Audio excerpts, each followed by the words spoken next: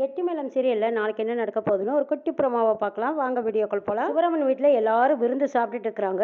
அப்போ வெற்றி உள்ள வர்றாங்க. வந்ததும் லட்சுமி அக்கா அப்படின்னு கூப்பிட்டு வராங்க. யார் இது வெற்றி குரல் மாதிரி இருக்கு அப்படிங்கிறாங்க. ஆமாக்கா நானே தான் அப்படிங்கிறாங்க வெற்றி. ஆல்ரெடி வெற்றி வாப்பா சாப்பிடலாமா அப்படின்னு கூப்பிடுறாங்க பாட்டி. அச்சோ என் கையை சாப்பிட்ற நிலைமையிலயா இருக்கு இங்க பாத்தீங்களா பாட்டிங்கிறாங்க. கையை பார்த்ததும் துளசிக்கு தூக்கி வாரி போடுதோ. ஐயோ என்னது கையை இவ்வளவு தூரம் முறிச்சிட்டு வந்திருக்காரு. இவரை சும்மா 2 தட்டி தட்டி விடுங்கன்னு சொன்னதுக்கு கையவே முறிச்சு போட்டுட்டாங்களே.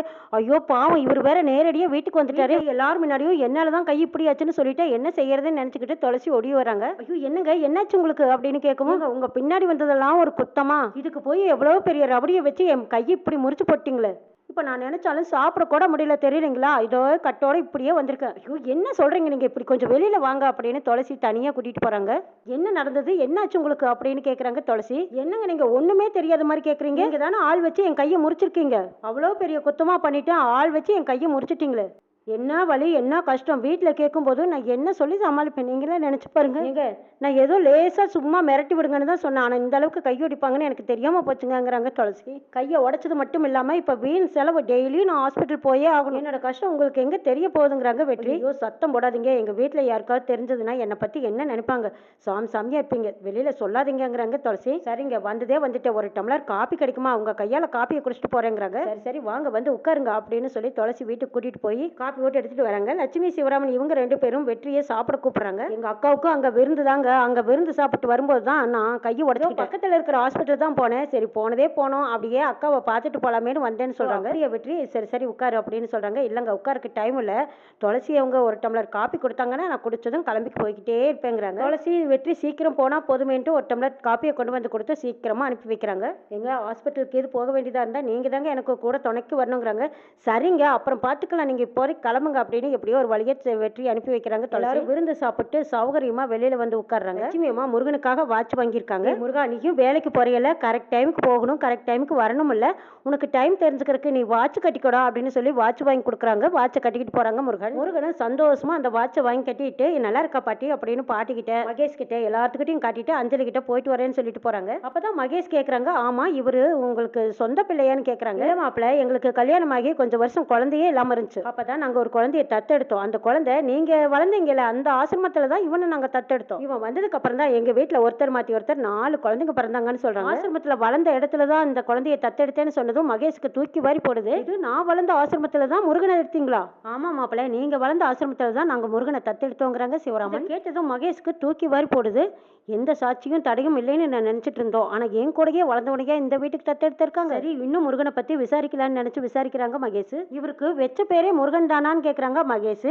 இல்ல மாப்பிள்ள அவங்கள நான் எடுத்துட்டு வரும்போது முருகன் பேர் வச்சு எடுத்துட்டு வந்தோம், சொந்த பேரு ரெஜிஸ்டர்ல அர்ஜுனன் இருந்துச்சுங்கிறாங்க. கேட்டதும் மகேஷ்கோ அப்படியே உச்சந்தலையில இருந்து உள்ளங்கால் வரைக்கும் தீப்பிடிக்கிற மாதிரி அப்படி பகிர்ந்து அர்ஜுனா அப்படின்ட்டு உடனே பழைய ஞாபகம் வருது மகேஷ். அர்ஜுனன் மகேஷ் 2 பேருமே இனபிரியாத நண்பர்களா இருந்திருக்காங்க. அர்ஜுனை விட்டு மகேஷ் இருக்க மாட்டாரு, மகேஷை விட்டு அர்ஜுன் இருக்க மாட்டாரு. 2 பேரும் பிரியாம ஒன்னா இருந்திருக்காங்க. அப்போ ஒரு நாள் அர்ஜுனன் அந்த சோப்பு தண்ணியில பப்ளு ஊத்திட்டு வராரு. பப்ளு பிடிச்சு விளையாடுறது அவங்க 2 பேருக்கும் அவ்வளவு இஷ்டம். மகேஷ்க்கு கொடுக்கலங்கிறதுக்காக அர்ஜுன் ஏதோ பண்ணிட்டாரு மகேஷ். அவரோட சைக்கோ தனத்தை அப்ப ஆரம்பிச்சவர் இன்னும் அதே சைக்கோல இருக்காரு மகேஷ். ஒரு சின்ன விஷயத்துக்காக அர்ஜுனா பெரிய ஆபத்துல தள்ளி இருக்காரு மகேஷ். அதை நினைச்சு பார்த்ததும் அப்படியே திடீர்னு தூக்கி வாரி போடுது மகேஷ்க்கு. ஐயோ சின்ன வயசுல நம்ம ஒன்னா இருந்தோமே அதே அர்ஜுன் தானே இவன். இவனுக்கு பற்றி நம்மளை பற்றின ஞாபகம் வந்துட்டா எல்லா உண்மையும் தெரிஞ்சு போயிடுமே.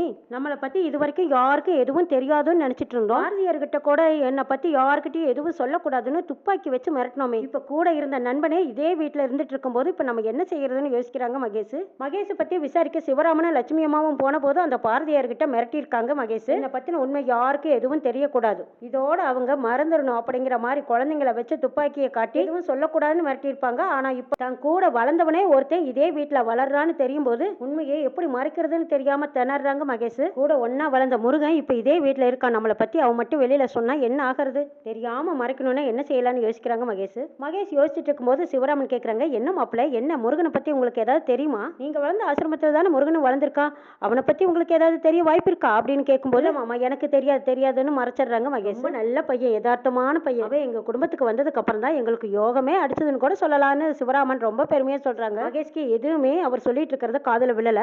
முருகன் தன்னோட சின்ன வயசு தோழன்னு தெரிஞ்சதும் முருகன்கிட்ட இருந்து எப்படியாவது பழைய நினைவுகளை எல்லாம் அழிக்கணும், என்ன செய்யலாம்னு யோசிக்கிறாங்க. மகேஷ் வீட்டுக்குள்ள போனதுமே அங்க பப்ளு உருண்டையா அப்படியே பொஷ்ன்னு அவர் காத்து வாக்குல வந்துட்டு இருக்குது. அதை பார்த்ததும் மகேஷ் ஒரு நிமிஷம் பயந்து போயிடுறாரு. ஐயோ, இதுதானே நமக்கு பிடிக்காத ஒரு விஷயம், திரும்ப திரும்ப நம்மளையே சுத்தி வருதே இந்த பப்ளு அப்படின்னு சொல்லிட்டு அதை கையில பிடிக்க போனவங்க அப்படியே ஷாக் அடிச்ச மாதிரி பயந்து நிக்கிறாங்க. நல்லா கண்முழிச்சு பாக்குறாங்க மகேஷ். பழைய நினைவுகள் அவர் கண்ணுக்கு முன்னாடி வந்து போகுது. எதையுமே மறக்க முடியலையே, நம்ம உடனே இங்க இருந்து நம்ம வீட்டுக்கு கிளம்பி ஆகணும்னு நினைச்சிட்டு அஞ்சலியை கூப்பிடுறாங்க. அஞ்சலி, எனக்கு ஒரு போன் கால் வந்துருச்சு, நம்ம அர்ஜென்ட்டா போய் ஆகணுங்கிறாங்க.